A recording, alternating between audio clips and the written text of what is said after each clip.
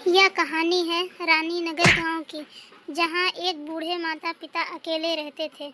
उनका एक बेटा था, वो शहर में रहता था। कभी कभार ही गांव में आता था उनसे मिलने के लिए। सुनिए जी, आप इस बार राजू को फ़ोन करके कहिए बच्चे और बहू को लेकर गर्मी की छुट्टियों में गांव आ जाए। कई महीने हो गए उसे और बच्चों को देखे हुए। हाँ राजू की माँ, तुम ठीक कहती हो।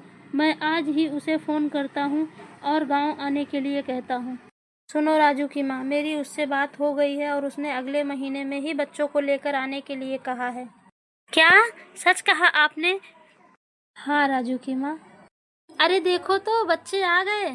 अरे आओ बच्चों आओ। अरे कैसी हो माँ? चलो बच्चों दादा दादी से आशीर्वाद लो। अरे बच्चों खुश रहो। मम्मी जी आशीर्वाद दीजिए। अरे खुश रहो बहू। नमस्ते पापा जी, आशीर्वाद दीजिए। अरे बच्चों तुम सब खुश रहो। दादा दादी हम आ गए। दादी दादी बहुत भूख लगी है, जल्दी से खाना दो। हाँ मेरे बच्चों बैठो, मैं तुम सबके लिए खाना लेकर आती हूँ। ये लो बच्चों, सब लोग पुलाव खाओ। अरे वाह मम्मी, खाना तो बहुत अच्छा बना है। आपके हाथ का खाना खा के मजा आ गया। मम्मी मैं क्या सोच रहा था, बच्चों को गांव और जंगल घुमा देता हूँ। हाँ बेटा जाओ, लेकिन वो जंगल में जो पुराना बरगद का पेड़ है उसके नीचे मत जाना। सुना है उसमें किसी चुड़ैल का साया है। अरे मम्मी जी ये भूत वूत कुछ नहीं होता, आप डरो मत। चलो बच्चों मैं तुम सबको जंगल घुमा कर लाता हूँ। देखो बच्चों ये हमारे गांव का जंगल है।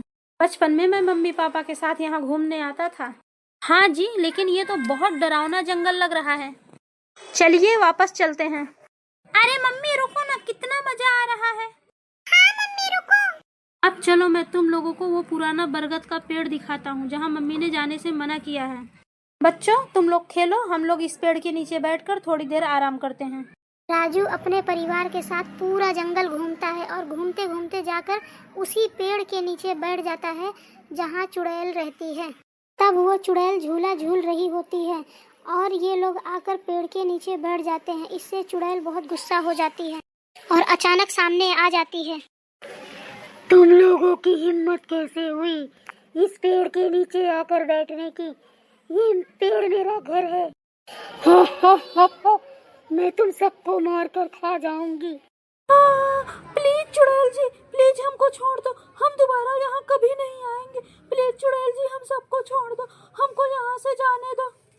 राजू उसके सामने रोता है, गिड़गिड़ाता है, लेकिन चुड़ैल उसकी एक नहीं सुनती और उसकी पत्नी के शरीर में घुस जाती है। तब राजू की पत्नी रीमा राजू को जोर जोर से थप्पड़ मारने लगती है। अरे रीमा तुम ये क्या कर रही हो? मैं तुम्हारा पति हूँ, तुम क्यों मार रही हो मुझे? अरे पागल आदमी, मैं कोई रीमा उमा नहीं हूँ, चुड़ैल हूँ मैं, चुड़ैल।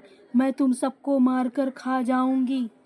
राजू डर के मारे दोनों बच्चों को गोद में उठाता है और वहाँ से जोर से भागता है और राजू के पीछे उसकी पत्नी रीमा भी भागती है, जिसके शरीर में चुड़ैल घुसी होती है। राजू भागते भागते अपने घर पहुँचता है। मम्मी पापा बचाओ, आप लोग सही कह रहे थे। अरे बेटा क्या हो गया, तू इतना डरा हुआ क्यों है? दादी दादी हमको बचाओ, मम्मी के शरीर में चुड़ैल घुस गई है और वो हम सबको मार रही है। बच्चों तुम लोग परेशान मत हो, मैं जल्दी से कुछ करती हूँ। और इतना कहकर राजू की माँ जल्दी से अंदर जाती है और वो गंगा जल लेकर आती है और वो गंगा जल रीमा के ऊपर डाल देती है और रीमा जोर जोर से चिल्लाने लगती है, बचाओ बचाओ बचाओ।